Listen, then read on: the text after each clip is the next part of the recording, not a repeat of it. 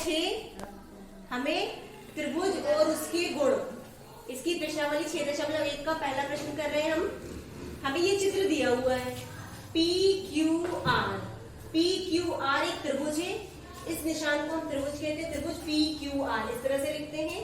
हमें इसमें PM दिया हुआ है और यहाँ खाली स्थान है। PM क्या है, PD क्या है, तो हमें याद रखना है इस त्रिभुज में PM शीर्ष लंब है। PM क्या है, शीर्ष लंब।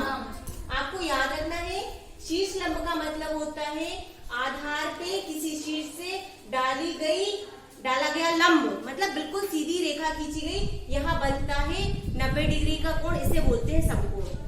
ठीक है।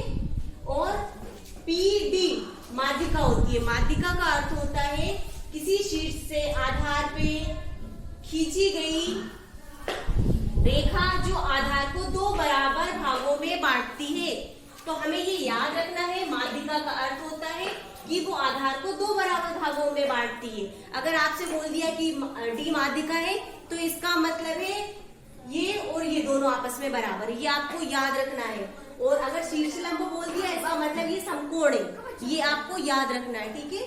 तो हमें PM खाली स्थान में भरना है शीर्ष लंब, PD खाली स्थान में भरना है माध्यिका।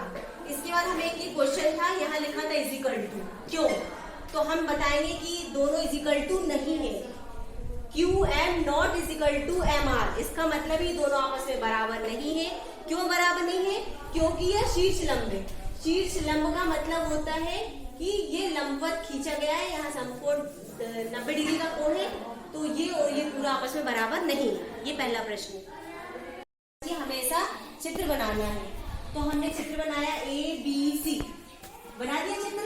अब हम इसमें B माध्यिका होना चाहिए, तो B जहाँ पे शीर्ष है वहां से हम उसके आधार पे माध्यिका खींचेंगे। माध्यिका का अर्थ होता है ये और ये बराबर होना चाहिए, हम लिखेंगे BE माध्यिका है। ये हो गया। सेकंड वाले में त्रिभुज PQR, हमें ऐसा त्रिभुज बनाना है जिसमें PQR में PQ और PR शीर्ष लंब है। तो हमने त्रिभुज बनाया, समकोण त्रिभुज बनाया PQR, जिसमें PQ, ये PQ और PR ये दोनों एक दूसरे पे लंब है। ये वाली सीधी रेखा, ये वाली देखिए, जैसे ये वाला है और ये वाला हिस्सा, ये दोनों एक दूसरे पे लंब है, तो ये शीर्ष लंब हो गया। तीसरे वाले में C नंबर पे हमें ऐसा त्रिभुज बनाना है XYZ, जिसमें XL एक शीर्ष लंब बहिर्भाग में है। बहिर्भाग मतलब बाहर जाएगा। तो हमने एक त्रिभुज लिया X, Y और Z। अब हमें XL जो है वो शीर्ष लंब बनाना है, तो हमने XZ को थोड़ा सा आगे बढ़ाया और Y से शीर्ष लंब खींचा, तो ये XL जो है वो एक शीर्ष लंब हो गया।